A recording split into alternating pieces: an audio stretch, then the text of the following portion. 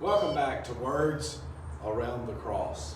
Last week we talked about Jesus saying, Father, forgive them. And we talked about realizing that Jesus really did die for our sins and that we were a part of putting him on the cross. Today I want to look at the words that we read in Mark chapter 15, beginning with verse 34. And at 3 in the afternoon, Jesus cried out in a loud voice, Eloi, Eloi, lama sabachthani, which means, my God, why have you forsaken me? Some of you might be familiar with the movie The Passion of Christ. It's a movie that you might choose to watch this time of year. It's about the crucifixion of Jesus. It's a very, it depicts the crucifixion of Jesus, I feel, in a very real way, but it's also a very, very violent film.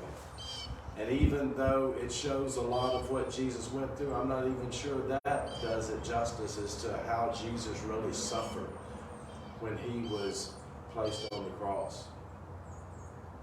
But I believe in what we read here, if we really study it, if we understand what's being said here,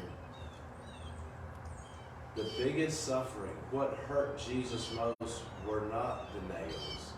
It wasn't the beatings. It wasn't any of that. It was God forsaking him. God leaving him.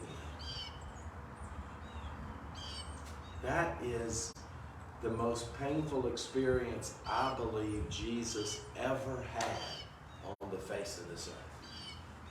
And because of who Jesus is, because of what Jesus did in accepting our sins, the things we're supposed to pay that price for him dying on the cross,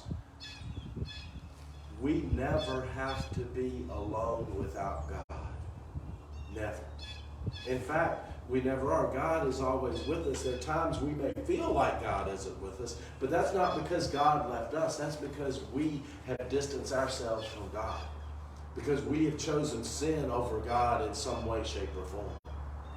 But if we simply ask for forgiveness, if we simply seek him, he doesn't run and hide. He doesn't play games. God is with us. He promises that over and over and over again. Jesus went through something we never have to. So today, as you approach the cross, remember those words that Jesus said.